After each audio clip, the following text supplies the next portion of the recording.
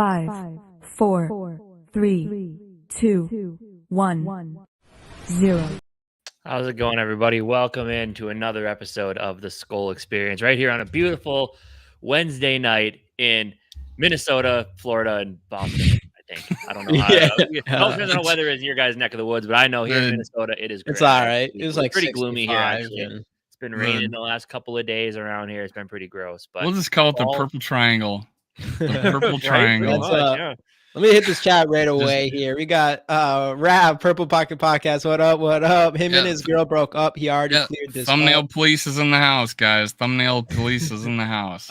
Yeah, I believe that's what I've seen. That's what I've seen. They're saying that's towards his girlfriend and not the Vikings, which wasn't a surprise to me. I didn't think it was towards the Vikings. Well, I just don't think the tweet makes sense for it to be towards the Vikings. Yeah. Unless he's trying to say, like, you guys don't know what you have till it's gone. It's like, in that case, we all know what we have. Shut up. And JJ, whether JJ likes it or not, at the end of the day, he has the rest of almost an entire season with us or whatever, and technically next season. So Von Diggs ruined it for everybody around here. You can't see someone post something on Twitter without having to ask a million. What up, Kofi? Well, let's hear it, Cousins haters never get old. Skol. Hey, thanks for joining, Kofi. You are a positive light in the sea of purple, man. Of course, just like every show, Joey Hawkin already has it started. Hashtag Skulls in the comments for your chance to win a Justin Jefferson rookie card. I got some more Justin Jefferson rookie cards because that's the thing that's the hard part is Justin Jefferson's values just continuing to increase. But I am working on getting some Randy Moss rookie cards, so I think that would be kind of cool. And then of course our boy Gary. What up, Gary? Let's go. Let's go. Casey, I watched you go off the other day. I couldn't comment, but you was 100% right. Coaching was the problem, but it's always Cousins' fault. Well, okay, no, let me clear the air on that because okay, I blame both. That was my thing. Like I was trying to push the Kirk Cousins talk out of it, yet somehow it just always naturally comes up. My thing was more focused on coaching. Like I think Kirk should have known to spike the ball, but he also should have listened to his coach. It was a coaching issue. That's what I wanted to point out. I think it was a game philosophy issue that should change from now on. And like in that situation, I feel better to spike the ball. Yeah, definitely. But I just my thing was I blamed everybody involved because you got to be better. I blamed the fans for being way too loud in that moment. But other than that, like the people on the field and the people on the sidelines coaching are professionals. I think there's tons of blame to go around everywhere, and that's where we're gonna leave it, and we're gonna move on. But third ranked offense, 30-something ranked defense. Gary, Dave, I'm sorry you dealt with yesterday. Hey, we're all family. Hey, Gary, you know what?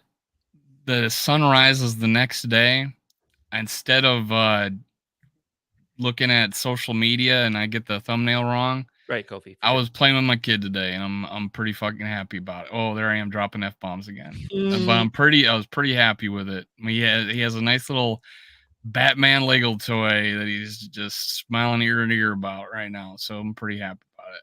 Batman's awesome. Batman and Iron Man, the two only self-made superheroes who aren't aliens or bit by a spider or bit by anything that makes them more powerful. I wanted to bring up, so obviously what about Robin? Yeah, he's just he doesn't really count. They don't even put him in movies anymore. But no, anyways, so obviously disappointing loss, Chargers. I mean, we've all talked about it for the last 3 days or whatever, but how are we feeling moving forward? Where are we at? What up to Hey, Too Evil? How's it going? What up? I don't feel great. Yeah, where are we at? So Casey doesn't feel great. Where are you at, Dave? How are you feeling moving forward? And then we'll go into this Carolina game specifically. But where are you all at? Casey's not feeling great. I'm in a spot where I think actually I'll let you go first, Dave. Well, I mean, you see these people putting out stuff, even prior to the Chargers game about having these elite statistics as far as like offensive just team wise without turnovers. This is what your team would look like, and it'd be like one of the top ones in the league. And then you throw in 7 turnovers. And there's not a football fan alive, or especially someone who's played football. I mean, I don't know how many times my team went to the state championship. First game of the year, we fumbled the ball 5 times against a team that wasn't as good as us, and we had to fight back and do other shit to win. You just can't do that, and it's the NFL. There's even a smaller margin for error in the NFL. If you can clean that up, and put a nice little string of games together. We couldn't. Oh, we're gonna get killed by the Eagles, but we didn't, right? Oh, we're gonna get killed by the Bills. Like, oh, we didn't, right? So we can sneak a game here or there, but hey, my worst case scenario of where where we could be and still potentially make the playoffs. God forbid I talk about the playoffs, but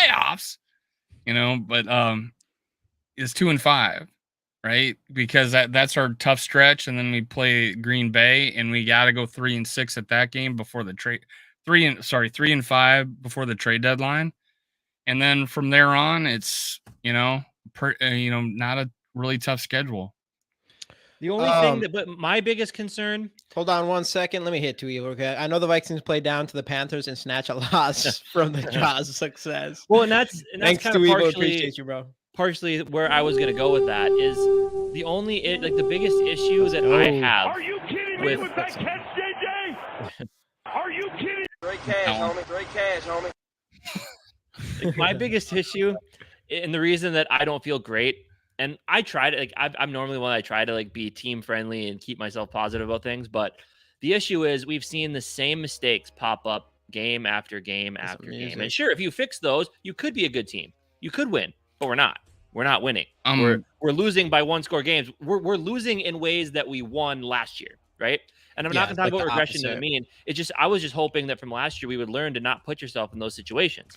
And so far, what we've been doing as an offense, defense, all around on the field hasn't shown me any of that. It sounds like I'm going to be just a Kevin O'Connell hater because I do love the man. And I've said it over and over again.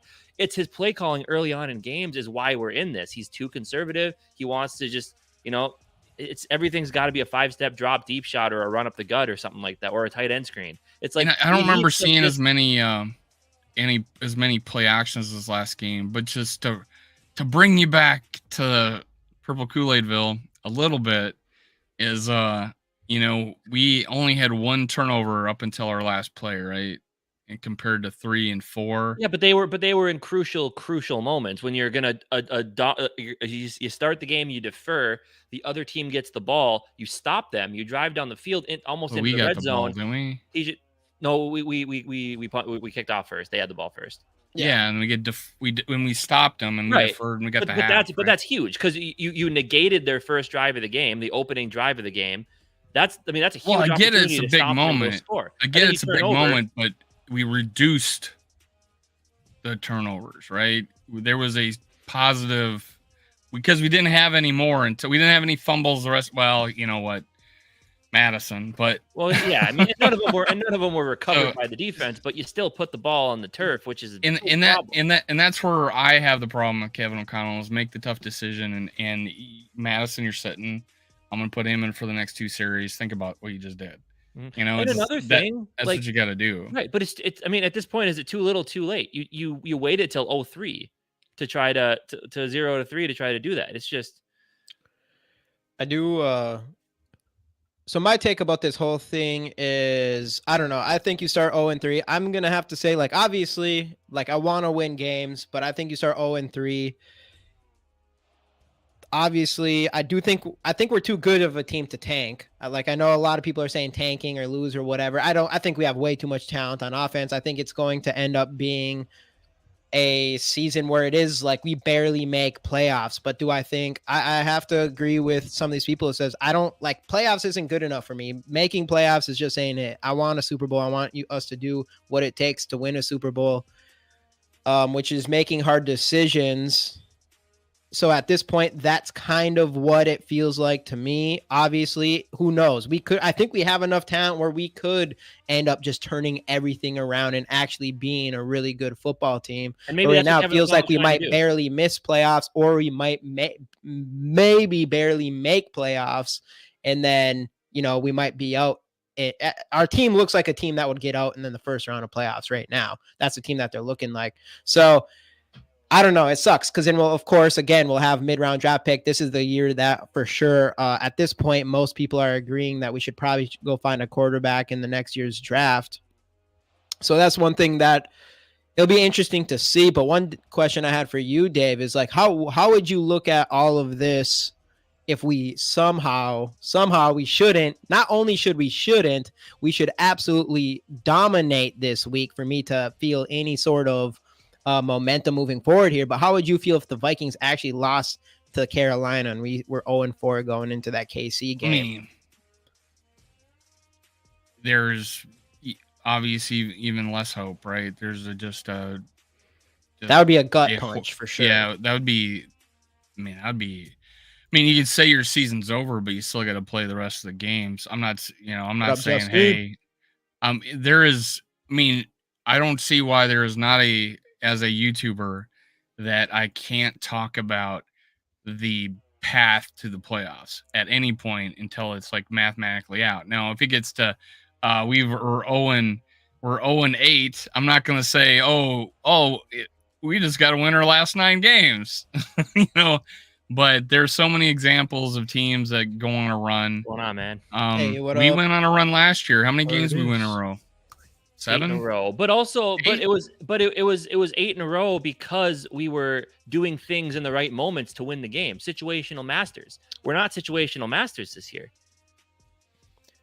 And I would say, I definitely think there's no way we lose to Carolina. I do. I'm saying if we, I think we lose until they prove to me they can win. I'm picking them to lose every game coming up until they prove to me they can win. Hey, that's fair. That's fair. I don't think so. I don't think so. They will really have to shoot themselves in the foot against Carolina. I feel like it's not at this point. You're right. Who knows? That we could. There's no reason to go say that we're going to go in this game and for sure whoop on them. I think we will. I don't know if we're going to whoop on them. There's a good chance. I think we end up. I think there's a good chance that we end up losing or maybe barely winning, playing to their level, which is also extremely annoying, and that's not good enough for me. This is a game, if anybody who is still seeking playoff potential or anything, I'm thinking you're coming into this game and you're hoping we destroy Carolina. We don't want this team that plays, even last year, that plays down to the competition, whatever. This is a team we should absolutely beat, with how we've been playing these first 3 games. But on your other side, you're right. There's a legit chance that we could just end up losing this game because that's just how it's been so far this season. If they do what you say, there's still going to be people that will say, don't matter. We're 1-3. We're going to lose tomorrow. We're going to lose to San Francisco.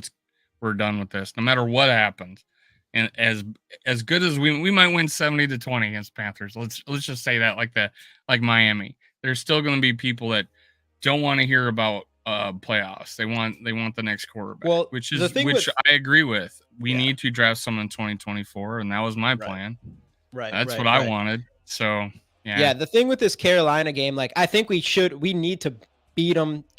We need to destroy them to feel just any momentum going forward. But I even think even if we beat this Carolina team, nobody's get the Panthers with the upset. Is this a Panther fan here? We got Panthers fans. Okay, yeah. All right. That's what that's what Vegas thinks about us. Even though we're 0-3 with all these disastrous turnovers, we're still 5-point favorites. Yeah, right? we should be, and we should destroy them. Why should we be?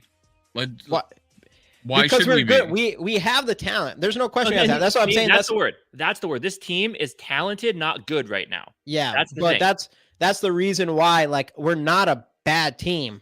I don't everybody who wants to say the Vikings are trash right now. well, they're definitely playing like trash. They're doing trash stuff. But at the end of the day, like, we have way too much talent. And unfortunately for all the people, it's bad for all the people who think that we are good and we're going to make it to the playoffs and we still have some sort of hope. And then it's bad for the people who think that we're going to end up being, sorry, my boy Too Evil out there, we're going to end up being 2-15, because I think we are way too talented. And we're at the point where I think we're too talented. We're going to end up right in the middle like we always are. That's how I feel right now. By the way, Too Evil, I agree. I mean, me and Jamie, and we had definitely both on our podcast been talking about how we felt like that's where all the lulls in this offense come from. It's just there is no creativity in the play calling, and it's unfortunate because I do love me some Kevin O'Connell. Absolutely. I think he's a tremendous leader of men. I think he knows the game of football in and out. What up, JJ? I want to see the coaching. I want to see the offensive play calling come around, and I want to see him become just a better head coach, a better student of the game, And here I am. I'm a guy sitting in front of a computer in his apartment talking about football, acting like I know things. Like, I'm not a coach. As I said, he's with a cat. Yes.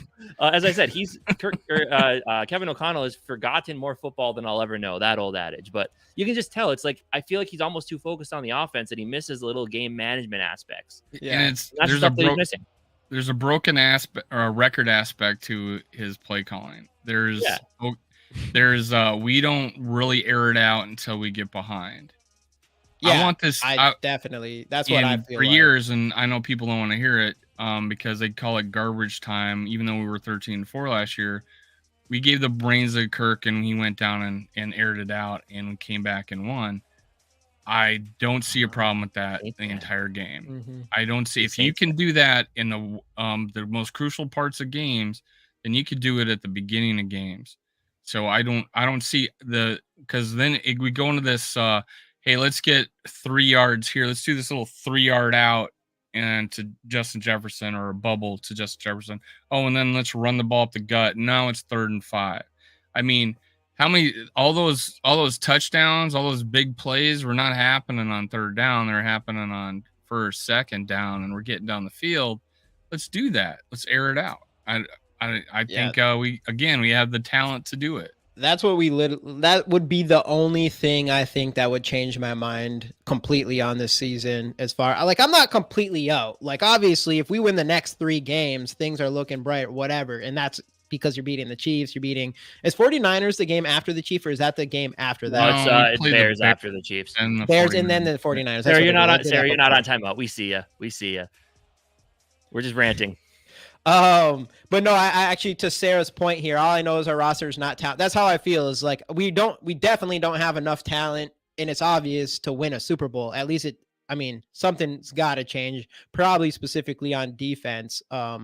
As that last game, our secondary got destroyed, and then the game before, our run defense got absolutely destroyed. See, but the issue is, and those are both, I think those both go hand in hand. The reason that the pass game gets destroyed is because we blitz. And that's fine. I'm fine with the blitzing, but we can't get home. We just don't have enough time. We don't have enough. We touched Justin Herbert twice, and that's the same thing with the running game. We have no outside of Daniil, no other pass rushers, and in the run game we have no. And Jamie used to talk about it all the time. No big impact bodies to chew up space on the inside. That's the problem. I think the corners could be good because they're one-on-one all the time because we're blitzing, right? Which is a good thing. Like, again, be aggressive. Don't be a Donatel. But the aggressiveness is going to come back and bite you if you can't get home. And that's the thing I was going back to. What I was saying was that's something we don't do. We don't do slants. I know. We need to do that. A lot of crossing routes. Instead, I think this. Open up the offense. I 100% agree with Joey on here. I know we need to, and me and Casey had a little disagreement on this actually, but I know we need to establish the run. But I thought last game we ran too much. And I would have rather seen quick slants instead of us running over 20-something carries. I just don't think we're that team. I don't think we're that team that should be running when you have this much talent in the passing game. I understand why it's important to establish the run, but I think quick slants and those little routes would be a lot better. And you did see it towards the end with Jordan Addison. It was curl routes over and over again. Just boom, boom, boom, boom, boom. Would you take an off tackle run over a tight end screen? Yeah. Oh yeah. Well, tight end screens, take those out completely. Yeah, those are number one. The worst thing we should stop doing. Number one thing we should stop doing. I think we didn't. I don't think we ran one, did we? We only had. Oliver, I don't know if it was Oliver. considered an actual. I wouldn't call it a screen. You talking about the touchdown? No, he had one. He had one behind the line of scrimmage, and it was just a little dump off. But there wasn't anybody. I don't know what that's called if there's nobody blocking for him. What up, bite size? Johnny in the building. 10-7. Congratulations, man. Oh yeah, congratulations. Yeah, congrats on the marriage. And what a thoughtful thing your wife did. She's a keeper. Right, yeah, absolutely. His guest book for his wedding was a Vikings autograph ball of all his guests. That's awesome. Pretty cool. That's awesome. Yeah, I know I had a Viking football thing we had it in our. I didn't even think about doing that. When we came out onto the stage or whatever, I don't know, whatever people do. My wife had to throw me a pass, and it was like the biggest catch of my life because all my friends were waiting for me to drop it, and it was like in front of everybody. We had like a whole game plan and stuff, and I caught it. There you go. Nice. Inbounds. Both feet down. Did you drag your feet? It was Jordan Addison type toe drag. And Casey, I'm never going to get used to that hat. Every time I look at it, it looks like the Marlins. I know. I don't know, man. It's growing on me. It's a successful Minnesota team. That's going to the playoffs. Well, gotta be happy. They are. Yeah, next week, playoffs, baby. Let's go. We're just going to get kicked out in the first round. Why even root for them? Now they're winning that one game. They just need to win one game. I just wanted to win one game. Hey, what up, Dylan? It's the Vikings. It's the Vikings. We want to win. We want to win a Super Bowl before we die. In the Twins, we just want to win a playoff game before we die. Win the one game, but lose the series so that Rocco gets fired. Oh gosh, Casey Grant is going deep on that. If this was a Twins channel, you would hear me talking about the Twins, man. Rocco. Oh, we could dive into that, but I want to finish one thing. If the Vikings can come out and they can play like they're from behind, but the entire game, that's what they need to do. Well, I could feel different. I need to see, like, I can't even, like, wins don't even matter to me. Like, I don't even care if we, I do care if we do beat Carolina and then Kansas City and stuff like that. But at the same time, like, I just want to see our offense play to their ceiling from start to finish every single game. And then until I see that, until I see that, I'm gonna be holding my faith a little bit on them. So I need to see that, because I know that's what we need to do to be the best we can possibly be, and that is just air it out and be aggressive from start to finish. I think that's the only chance. And get JJ the ball in the first quarter. Only reason why Jamie caught it is she had the garter belt around the ball. Hey, let's go. I caught it with my mouth too. The rookies, man. The rookies on this team. You want to talk about a bright future? Minnesota Twins, man, that is a bright future on that baseball team. It's fantastic. We like that. Yeah. We like that. I got a bunch of Royce Lewis autographs. I followed him around A-ball here. You do? Summer. Yeah, I got my kids. I got a couple baseballs. That's gonna be worth some money. I had a Devon, or let's see, right here. I just found this card. It's a Devon A-Chan. So we figured out he wants to be called A-Chan. Devon A-Chan. This is a 1-of-1 autograph. So this is the only card, and they should sell for quite a bit of money. It was good timing. It was good timing for me. Right.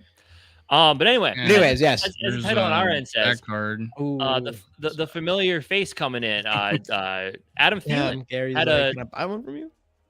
Adam Thielen had a big game last week. I believe he had 145 yards and a touchdown. They asked him about it. They asked him about it this week. Andy Dalton. He said he's really looking forward to it. He said it feels almost like a playoff game. I don't know if that was the fact that he's playing because he's playing us, or the fact that both teams are 0-3 and they need to win to keep themselves. I think more the Vikings, I would say. And he was asked about it in an interview, and he was saying, "Hey, there's no animosity there. It's, I'm just looking forward to playing. I like it here. I liked it there. He said all the right things." Mm-hmm. But I want to bring up a point, because there's can't miss prospects, right? And we so far got a pretty slow start at our number 1 overall pick, right? He's ranked 34th in yards per play. There's only 32 teams in the league, or per attempt passing, and he's ranked 32 in quarterback rating, and he played 2 games. Mm-hmm. So, and that's 40 yard. So if he, now I'm not necessarily comparing Cousins, but I know his number 7.8 yards per attempt, 4.4 or 5 or something like that attempt. I mean, then you got another guy that's having a good year, and that's C.J. Stroud, and then you got Anthony Richardson who's hurt, and that there's a situation there where we got Thielen having his best game with the veteran. You know what I'm saying? Right. So we might have wanted to face their rookie. Andy Dalton's been pretty damn good against us, though. I don't really want to face him either. Well, that's what he's saying. Andy Dalton's had some days against us. Yeah, that's what. And rookies have too, though. That's what Dave's. Yeah, they have. That's what Dave's saying, though, right? Is like we might be better off playing against Bryce Young. But he's going to kick it. But we've lost to rookie quarterbacks before too, and quarterbacks that can move like it doesn't even matter against this team. We should just. It doesn't. I don't care who their quarterback is at this point. There's no reason why we should lose to him. No, if we do, I was. You said the same thing we won against Tampa, though. I was making the point about can't miss prospects worse. And starting them in their first couple games of the season and not having a good one. Right. Right. But either way, but that brings up the question: who do we see this week? Obviously, Bryce Young missed last week with, I believe, it was an ankle injury. I heard he was back at practice today, which is good sign. Yeah, they don't even know when he hurt it. I would personally. They don't even know when they hurt. I'd rather see a Young. They don't even know when he hurt it. He just he came in it with adrenaline and he found out that he had a hurt ankle afterwards. Yeah, I would like to see him. I would like to see him play against us because I mean it'd be a lot more fun to watch a young number 1 overall pick rookie and Bryce Young as opposed to watching Andy Dalton, who we know what Andy Dalton is. There's no teams you'd rather play than the Vikings. At this point, it really feels that way because like all you got to do is expect them to give you the ball at some point. We'll play it down to them no matter what. Just because no matter we'll play a bad team, but KOC will and KOC and Kirk Cousins will come out and just the play Bears low than us. I don't know. That team know. looks like it's in shambles, and it's not. And honestly, it's probably not all Justin Fields' fault. What up, Joker Nation?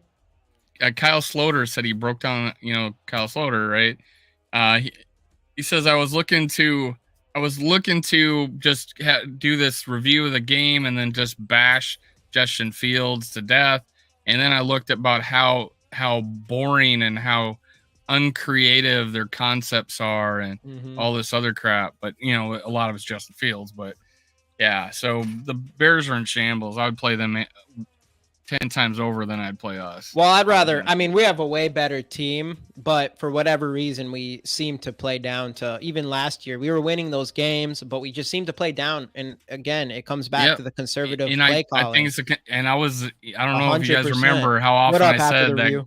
Yeah, I don't know if you guys remember me talking about O'Connell and his conservative play calling, but there are big swaths of the game where he's wanting to nickel and dime first downs.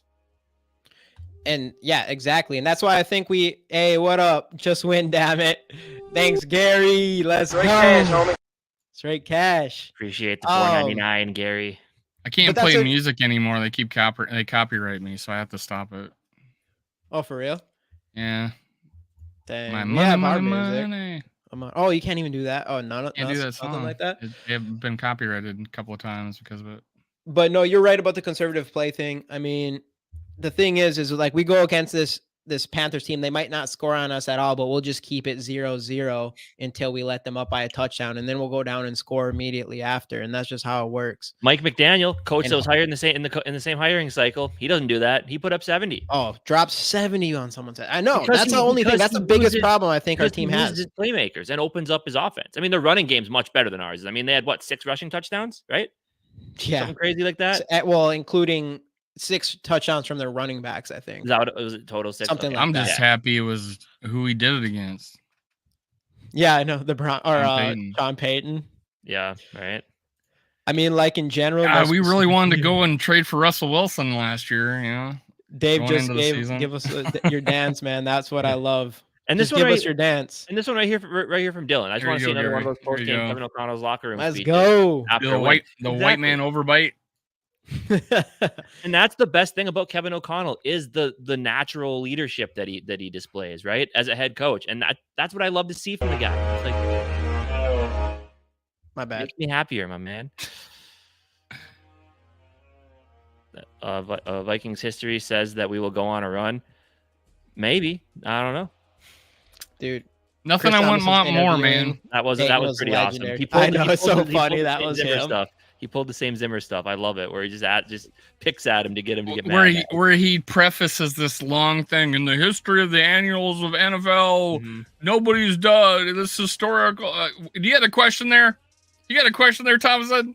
Go watch the O-line committee break down Miami's plays. Or they say good things about him. I mean, obviously, when you put up 70, you're not calling bad plays out there, I guess. So, dude, that's what we need to do. We need to come out here and drop 70. If we drop 70, 71 on Panthers heads, I think we'll all feel a little bit. Faith will come right back. Yeah, I would. I mean, I would just be so happy. I'm like, KOC just needs to go out there, and I don't care about the sportsmanship and all that. That's bullshit. Who cares? You go out there, and I want to see an absolute throttle of a team. Going into last season, he's talked about having this gas on the pedal the whole time. Yeah, and it's not.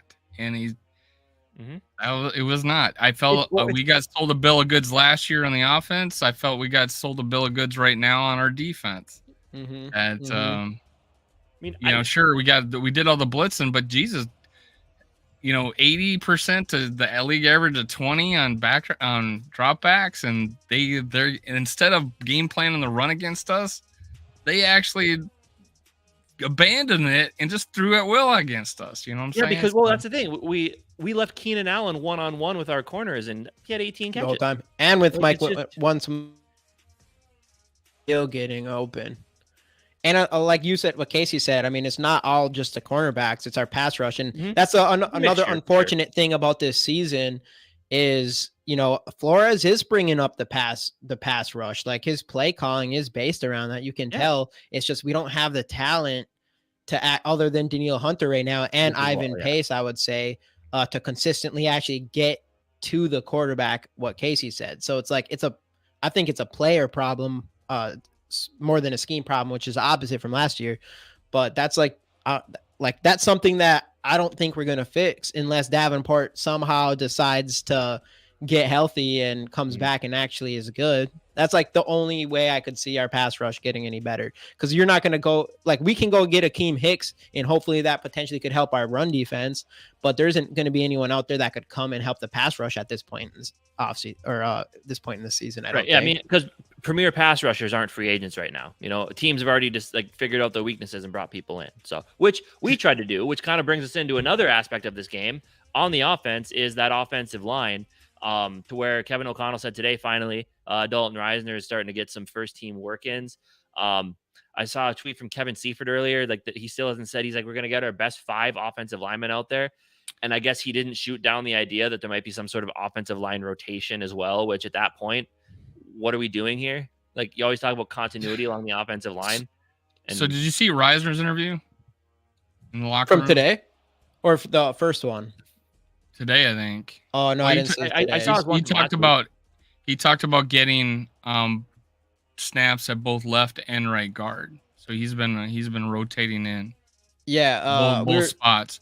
And considering, I know everybody thinks our whole offensive line is crap, but honestly, our left and right tackle are good, and Cleveland's actually been playing better than Cleveland's always been solid.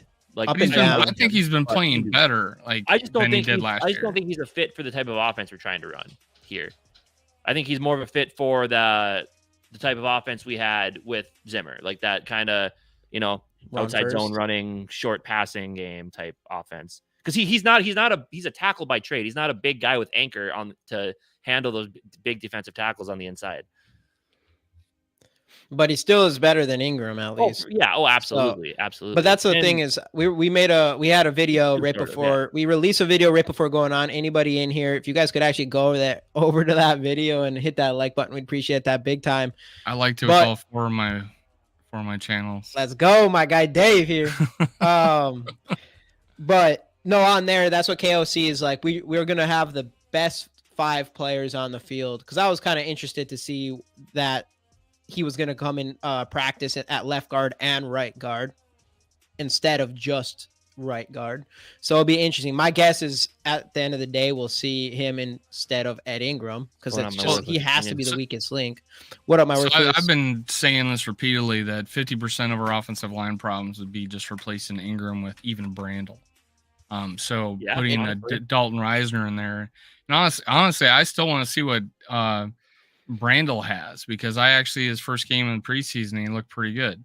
So I guess give me one, but we're not willing to just, turn the page in Ingram, but we need to. And Reisner needs it. I would be so pissed off if Reisner's not starting at right guard in this game. Yeah, I know. Pissed off. If I don't see Akers on passing downs blocking, because he's good at it. He's really good at it. Or even put Reisner at left tackle or left guard and move Cleveland to right guard. He's played there before, but I'd rather just see the littlest changes possible. Leave everybody else the same. That's why I'm saying not to move Cleveland over to right, even though he's played it. It wasn't a very good. He wasn't very good at it on that. Yeah. That was that left hand, right hand thing, and he was a rookie back then. But now Reisner was also asked, has he, he's more comfortable left guard because that's the only position he played in the NFL. But they asked him, well, were you working on? Oh yeah. I trained right guard and left guard in the offseason in free agency to make myself, more marketable. Yeah. So he's been practicing that. Yeah, for sure. Our O-line is bad. I don't think Madsen has a vision number one running back should have to make the run game successful. Partially, but also, you just notice with him, there's just the breakaway. He doesn't have the burst to hit the hole. I like him because he's the type. Akers does have that. I like him because Madison is the type where it's like there's no dancing around like Delvin did. It's just take the ball and go. But we're seeing now when he has, and maybe it could be holes not being open long enough from the offensive line, but there have been holes where you just see he doesn't it's not just go and hit it at full speed. But he for me, it's the ball hitting the turf more than anything. Right. A1A. That's the one thing, right? For sure. He did more of the take the ball and hit the hole this last week though, which helped out. Especially on those first couple drives when he was picking up 5 yards a clip. So.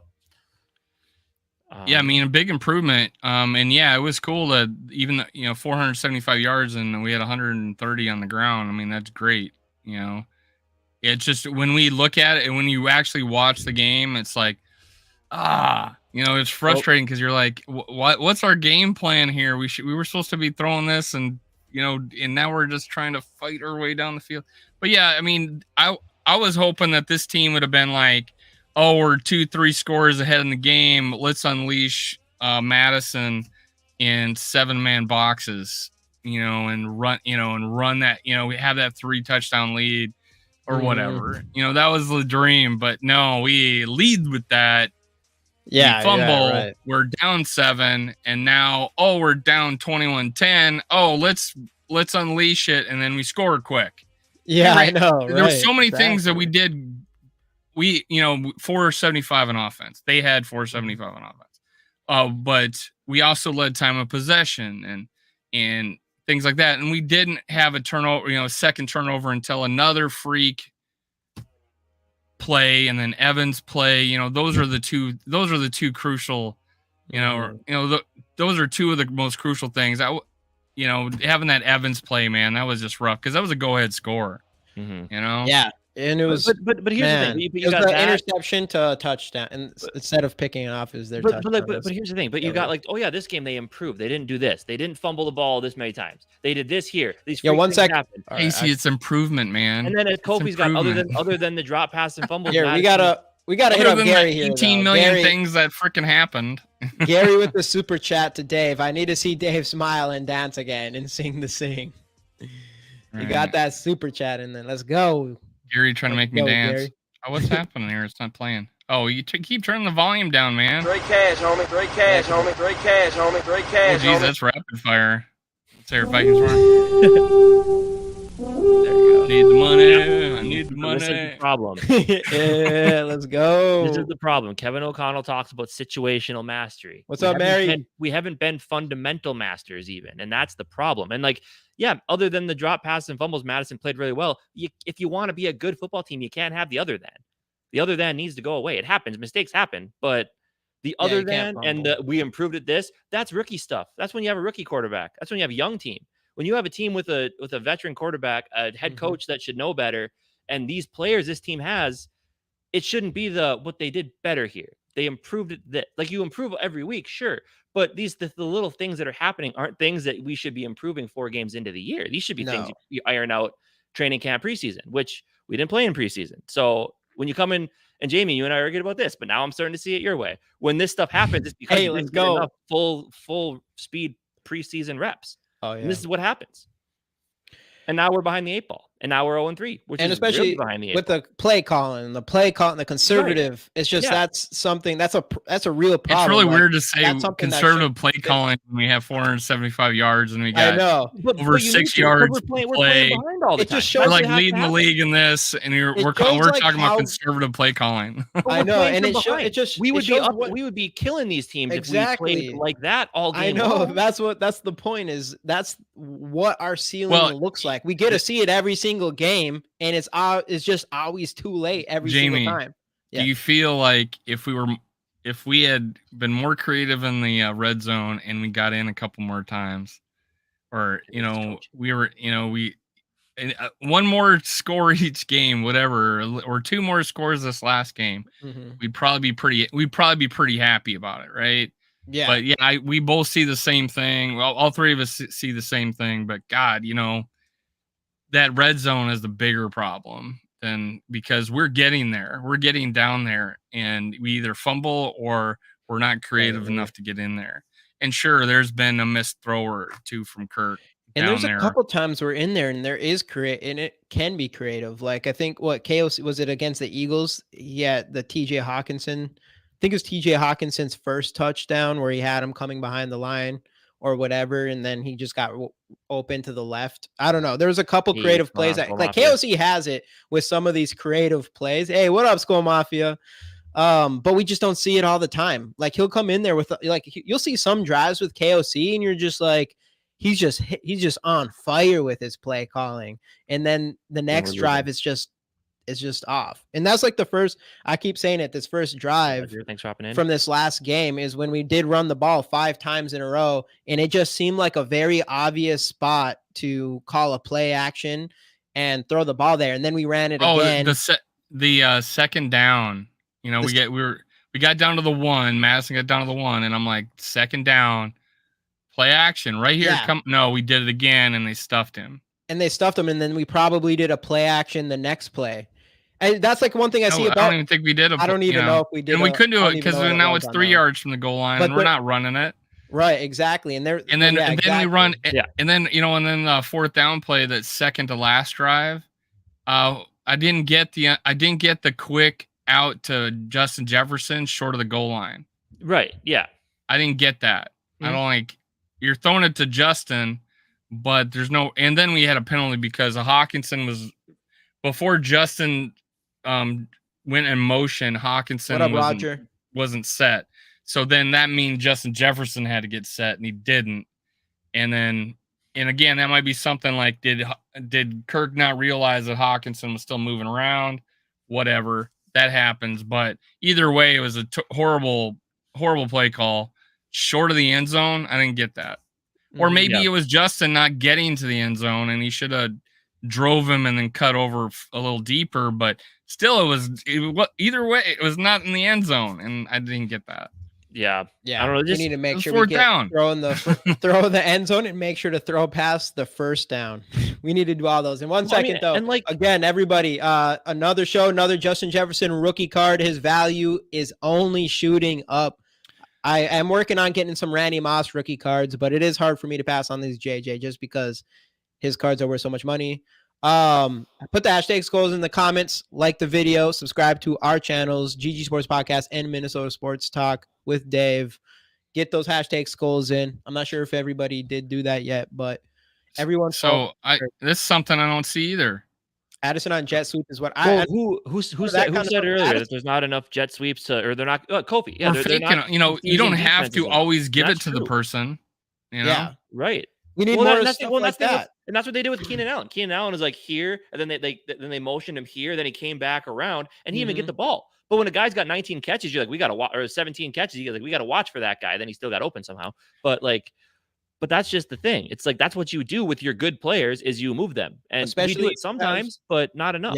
Yeah, exactly. And we don't do that enough at all. And that's what I was saying earlier with KOC and his running. I mean, there's a lot of times where I'm sitting here watching KOC and I can predict if the play is going to be a play action or a run or anything like that. And the defense, I can just tell the defense is sniffing it out every single time. And it's just because and that's another thing too. You're talking about the sweeps and all that. The only thing he'll do that's trying to be surprising is those tight end screens. Yeah. That's the only thing he tries to do. But as far as the sweeps and stuff, it's like otherwise it's either going to be a run in the middle, or it's going to be a play action or tight end screen. That's kind of how it feels.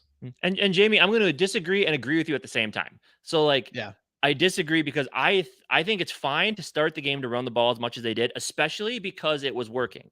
But like you said, if you're not going to use that and eventually work a play action off of it, then what's the point? Like pounding the rock up the gut is to make it so you can open up your entire offense. And that just feels like a great spot when you're running the ball for 5 yards 3 times in a row. That's a great spot to that's a great spot to work in a deep shot play action to Justin Jefferson of all people, right? Play action on first down or play action in second and short. When you're you're running the ball with success, when you're running like we did the first couple of weeks, no one's going to buy it. But when you do if you're second and 4, you're second and 4 or first and 10, and you just ran it to get that first down, play action, man. Right, for sure. Well, awesome. That's what happened there is we ran 5 times in a row, and I didn't weird.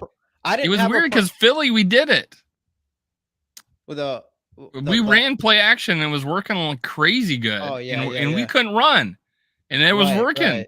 It was just crazy. And this one was I do agree with Casey I do think I didn't have a problem with us running 5 times in a row. This is so unique with so much agreeing going on. I feel like we did run too many times. I did feel like we still ran too many times in this game.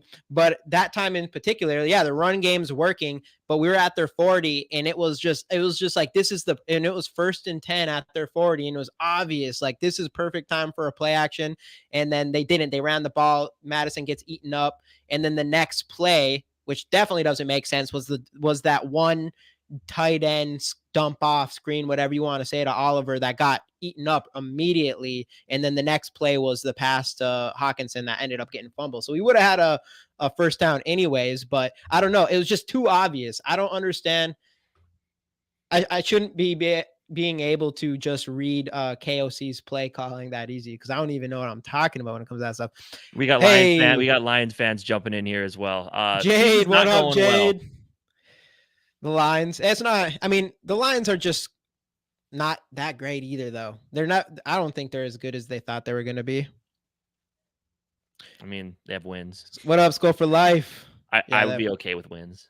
I mean, I would take some wins. Well, we go 6-0 in the division. I would be okay with 2 wins. I would be okay with 2 wins and people saying we're not as good as we think we are, because we had that last year with 13 of them.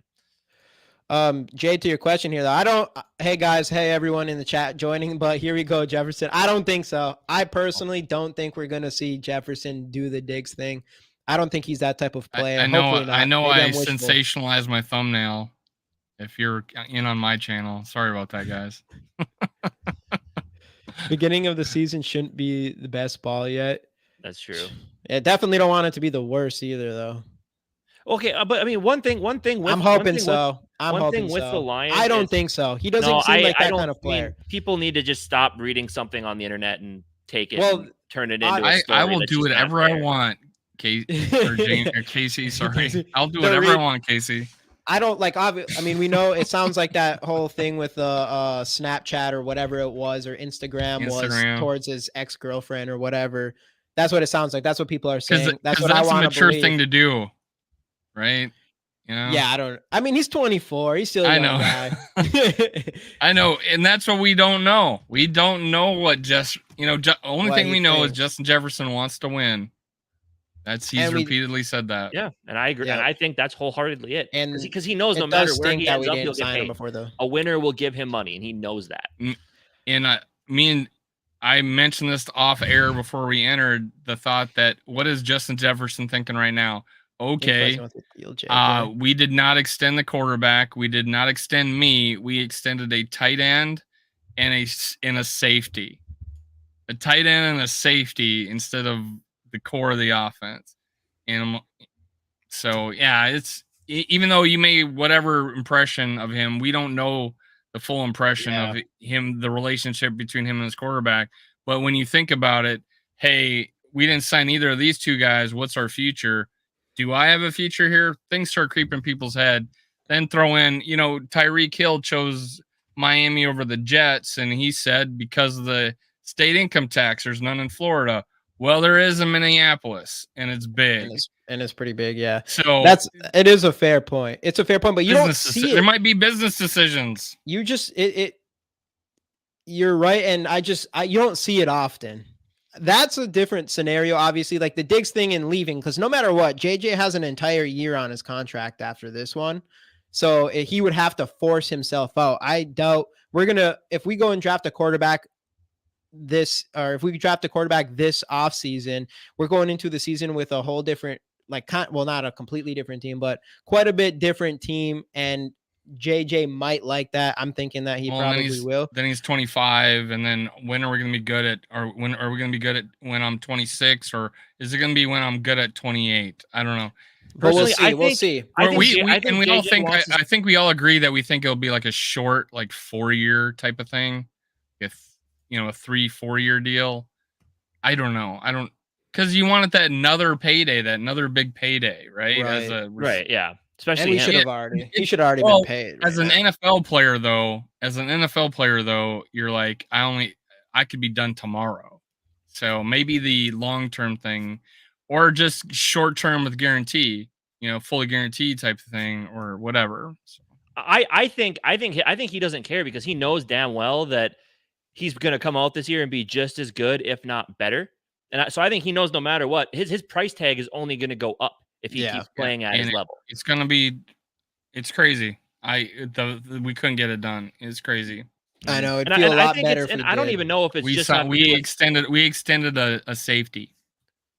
I think, but we got 6 of them. Yeah, but JJ, but Justin Jefferson's deal is much more complex than a 2-year deal for a solid safety / special teamer. You're talking about the best player in the league, who I think the holdup could have very well been on his end with guarantees and just this deep stuff in the contract that none of us know because it's a heavy lawyer agent type stuff. I don't think it's necessarily just what's this makeup of this team going to be like, or I don't think it has anything to do. I don't think we can wait to the off season on the safety, right? We can wait on the safety. We don't have to make a decision now. We don't know how much Justin Jefferson's contract's going to be. We may have to make a business decision and not re-sign Metellus. I would take, the extra money if I needed it, right? I just don't know how you get that done and not him. I get TJ Hawkinson because he's a big time player, catch the ball, don't fumble. Let's go. Big part of, getting the ball down the field. Well, we're 0-3. And we paid him $66 million or whatever. He's the highest paid tight end in the league ever. A bunch of things there. So, and we don't sign Justin Jefferson. Get me to Justin Jefferson, and then I don't care what you guys do at any other position right now. Get me Justin Jefferson, give me Darisaw healthy, and let's get going. But I think, but it very well could have been like back and forth with JJ. Like, here's the contract we offer. Here's my rebuttal. Here you go. Here's this. They could have easily just said, hey, Metellus, here's what we're thinking. He's like, cool, I'm in. And he signs it, and it's done. Like, I'm sure that they're probably talking money with a lot of guys who are close to being done with their contracts. Just tossing them deals of here's what we could afford, thinking in the future. Because Rob Brzezinski, you don't think he's thinking 4 years down the road with this team? He's sitting there thinking like JJ could cost this, could cost that. We can afford a good safety and a great special teamer at this price because it's cheap and it's only a 2-year deal. Question, Casey. By the time Justin Jefferson signs, his value may have gone up significant enough that it might have been the yearly salary of Josh Metellus. Like it may have jumped up the average salary of Josh Metellus. That's what I'm saying. We have no idea what he's going to cost the longer this contract goes. Mm-hmm. But Metellus could wait. And would we give him $5 million a year, something like that? Right? Well, that's $5 million that could, But that's not. But with what we have in the future, that's not backbreaking money. It's going to be just fine. And Justin Jefferson's complex. That's what I'm trying to say. It's not just a simple, here's your contract, young kid, you got 4 safeties It's, on the team that are making $1 million or less a year. We could have just went with one of them. I like Metellus. You don't know which one of those safeties are going to be there. And like, who knows? Maybe they think CNA and our guy. We're just going to keep him on the bench and just slowly push him off the side. Theo Jackson all day, man. He's probably going to retire. Theo Jackson's some kid. Who knows? You got another guy. Like you got. I'm just saying we got 6 safeties. Ward. You just don't know. No. I just think Jefferson's contract is way. I mean, do I think it's a complete idiotic thing to not just get it done? Absolutely. Because now we have to worry about this. We have to worry about. No, what did I say to team? Wabi that he just totally dismissed it? What did I say to Wabi? I was like, Zimmer Spielman got his guys. He was early in the process getting them, and Kwesi's later, and Wabi totally dismissed that. I don't know. That's the difference between those two guys. Spielman, right or wrong, said those are my guys. I'm getting them early. Yeah. Vikings need to do what they have never done, move up and take a chance on quarterback. I think they're going to next year for sure. I think that's what's going to happen. And I don't think it's going to be like a top 3 jump. I think it's going to be like a 10 to 15 where they'll still get one of those guys, but it's not. They're not going to move up to the top. No. It's going to be too hard. Right. Especially no one's going to let Caleb Williams go at this point. At least unless something pretty dramatic happens for him. Well, I was told that the Cardinals are going to trade us. And we're gonna move up to get in one of those spots. Well, now the Cardinals beat the Cowboys. And the Cardinals beat one a game. Now we got to worry about a shitty Justin Bears Fields team. and Bears team. Now we have to worry about that. Which I think I saw my worthless opinion up there talk about, or not my worthless opinion. It was Too Evil talking about how he heard that the Bears might fire their entire staff. Oh yeah, I wouldn't be surprised. Bring in not a shock. Because Poles took over a team with a quarterback he may not have wanted. He brought in some coach, like, we're not going to be good, so this coach will be our scapegoat. And then eventually, when that's all said and done, I'm going to bring in the guy I want with the quarterback I want, and I'm going to build this team. That's what I think is going to happen with the Bears. I think they just got lucky, or I they think just got lucky bringing that in they sucked. was their way of just saying, like, yeah, we're not going to be any good. The coach is going to be the scapegoat. We'll draft our quarterback, and we're going to be good to go. No, they're going to take the North and never give it back. That's what they're supposed to do. Yeah, right. That's what they're supposed to do, man. That's what his note card said, at least. And I'll talk shit at 0-3 to the Bears all I want. Definitely. I mean, they're the dumpster fire of the NFL right now, easily. Which it's not even close. Which is funny Packers, because they were the media. Hey, you think the Packers are real? I mean, they were down 17-0, right? Annoying, but I don't think the Saints are a mid team. Yeah. Well, and then they lost their quarterback. Derek Carr went out. Yeah, and brought in. Now it's Packers. Now it's their quarterback is so good under pressure, and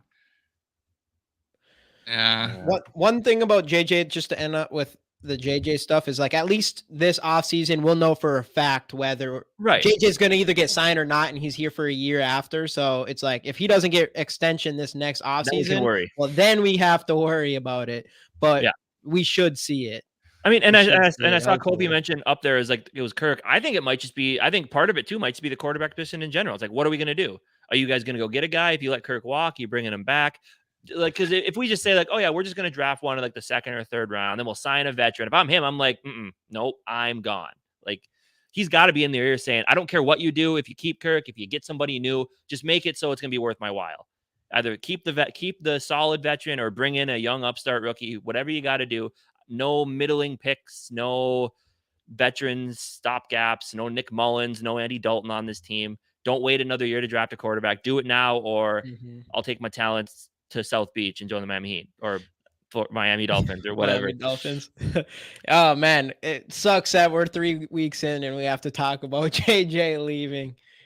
So we can't. you all agree This that has nothing to do with the Instagram thing. This just has to do with basic football. Because Yeah. the Instagram thing, I think, is just I think I was that's just way luring overreacting in. to it. No, Yeah. no, I actually thought that was real. It could have. I mean, a lot of people read into it, but then, I mean, it sounds like Because the we're reports are Vikings out that fans. it was Diggs ruined towards us. someone else. Though, I mean, I have to agree with people like maybe he shouldn't be posting that kind of stuff. At the same time, again, he's a 24-year-old kid. Yeah, don't He's be going to make 0-3 those kind of and mistakes. don't be He's 0-3 and then have the media go We crazy. we've never seen JJ in some sort of prima donna type of light. Like he has done nothing to not at make us all. believe that he is that kind of person. So that's the reason why if I see something like that, it like Diggs, if I see something from Diggs, especially He's now, always got it's going to something be, worth yeah. And There was a everybody knows moment that. last year, I think there was a Justin Jefferson thing that he had to explain, but I don't think it was a big deal, and nothing like Diggs where No, it doesn't. He doesn't seem where he does like that something at and all. puts googly eyes next to it. Yeah. Right, exactly. So that's like there's no reason to think what JJ's acting like this. There's just no reason Hey, to think that. He's an absolute. Can we talk superstar. Can we talk have him play out his contract and then franchise him twice? Yeah, we can. So, I mean, I'm sure that would I go wouldn't even over. do that. You think he wouldn't hold out? JJ, No, he's probably gonna hold out. I think he would. Yeah. At that point, he's too much of a yeah. superstar. I wouldn't even want that. I think he's so good, and he doesn't deserve that. He deserves all the money. Agreed. So that's why, of course, if it came down to that, that'd be pretty messed up. But I mean, obviously, if we would have extended him 2 years before his contract's up, you don't really see that often at all. For obviously, he's worth it because he's that big of a superstar. But I mean, who else is getting paid 2 years early before? I mean, he's betting on himself too. He could have took an extension, right? But he didn't, and he's betting on himself. So which tells me is he's making a business decision. So this whole thing that he don't care about money, he does. Of course, he's won his value. Pat Mahomes don't care about money. No, he went and got a raise after he had already signed a contract. And you love it. You love he's like helping everybody else by getting a raise. That was smart. By him, man. I'm helping all the other quarterbacks and stuff. It's like, man, quarterbacks get paid. They get paid more and more every single year. The running backs are the ones that aren't getting any money. Mm-hmm. But all we know is in 7 short months, we'll know what the future of this team is going to look like. The draft is actually probably 7 months from this weekend, April 20th, whatever. It's probably like tomorrow night of this time in April. So we're already talking draft, baby. We'll know. I'm kidding. 3 games in the season. Let's get back to I for one have been too negative this episode because I've lost. Well, we're all so bad. We're all you're like tweeting the hope levels negative. Here's the thing. I just don't. This upcoming game is a game we should win, and those are the games we normally lose. And with the way this season has gone, I just have a weird feeling in my stomach that man, it's just not going to go the way we want it to go. And I'm already at the point where I can just feel it. If they lose, I'm not going to be mad. I'm just not going to care. He's protecting himself. That's what they've gotten me to. I get it now. I get what my old boss was telling me. I get why Mike Florio is the way he is. You got to go into every game like you're going to lose, and then you won't be disappointed. But if you win, it's a bonus. When we're out of it, that's how I live like life. When we're out of it, I go into a mode where it's like, Twins for 10 years. I was like, okay, let me see the new guy, see how he's good. We'll see what our future's like. I'm the same way with football. I want to see how this guy's going to go. Is he's worth keeping next year? Is this guy part of our future? Mm-hmm. I'm going to talk about stuff like that. And I'll keep going. I'll keep moving, and I will root for both Kirk and Justin to break every Viking record during the season. Yeah, I want us to win, and that's not my priority. But if we're mathematically out of it, I'm rooting for 2 guys to hit the history books. And I know I'd rather have them in the playoffs, and I'd rather win a championship. But there's a point where I'm still rooting for every guy to do good. I'm rooting for that rookie to show me. I want to see Cine on the field. I want to see Booth on the field at some point. I want to see that, are they part of this team in the future? So that's the mode I get into. after the trade deadline and we're out of it or whatever. Yeah. Well, that's why I'm like, that's why for me, Ivan, like we're rooting a lot of fans. I'm assuming talking for everybody here is we're rooting a lot for Ivan Pace and Addison because they're those are 2 stud rookies that are going to be a huge part of our future. And so Andre Addison, and actually Andre Carter had an impact play this. And Andre Carter, he had 13 I think he had 13. 13 and 2, and Jones had like 0 for 60 or something. TJ Wano's been bad. They've all been bad, unfortunately. Like that doesn't seem to be working out. So yeah, more. Well, I guess Bullard, he had 2 stuffs. Had a good play. Yeah, he had a big play on that 4th down stop too. Dude was a monster in college, man. I was really hoping for him. Andre Carter? No, Bullard. Oh, Bullard. He did have the big 4th down stop. He was a beast at Florida. That was actually, speaking about Ivan Pace, that was both of them because Ivan Pace got behind their running back. I'm trying to think. Who's the Kelly? Got behind how'd Kelly they whiff on him, you know? How'd they whiff on him, give him the inside move? I mean, even my high school coach had a rule that was man on, man inside, most dangerous linebacker. I'm like, what the hell? How do you let that guy, get inside of you like that? So it's crazy. Good thing about playing on the road is that the home fans can't affect the Vikings offense. That's hilarious. We're just rooting to be on the away team.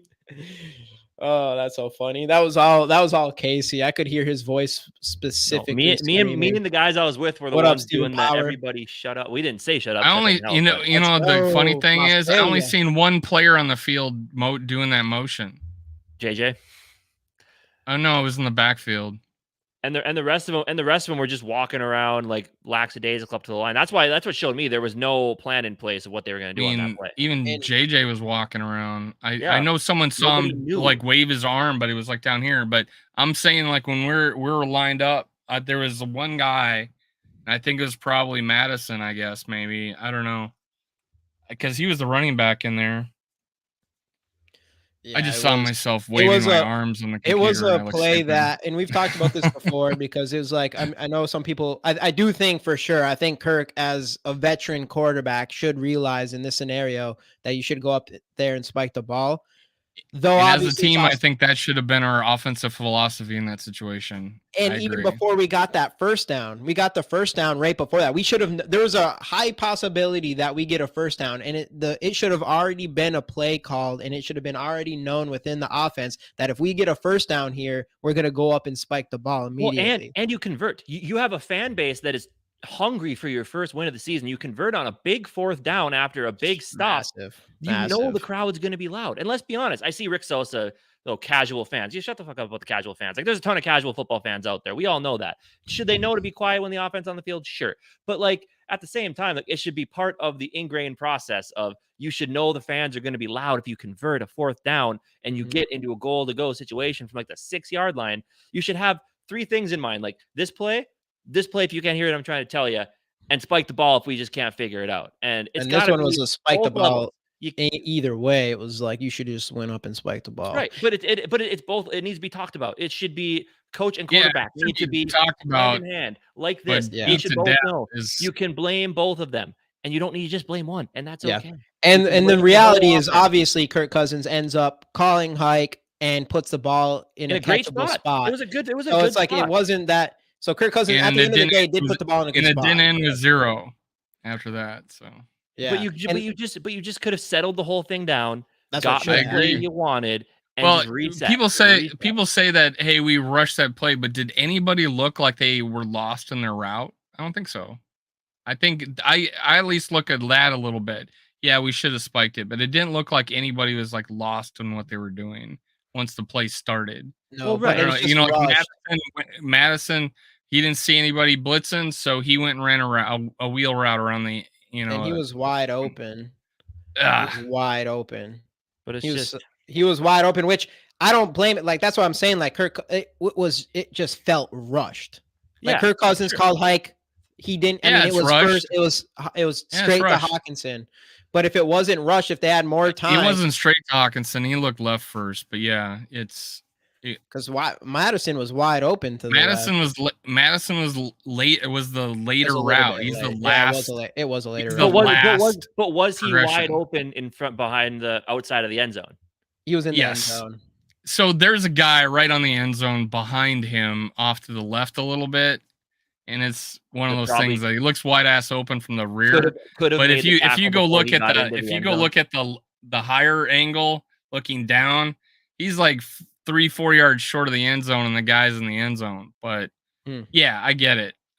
He looked like that was a potential option for sure, but that means you're holding on to it a little bit longer and leaving less time. Yeah. But I think he went one read to Jefferson, then he went to Hawkinson like really quick. You could tell. But just all this could have been ironed out if everybody, coach, 100%, from the coach to the players on the field. You can simultaneously think you should have spiked it, and simultaneously think he should have catched it, and simultaneously think, hey, we still had time left to run 2 more plays. And all of those could be true. You can also blame the coach and the quarterback, not just one or the other, depending on your feelings. And the team we had last year. The whole smorgasbord of things we could blame on that. And having last year's team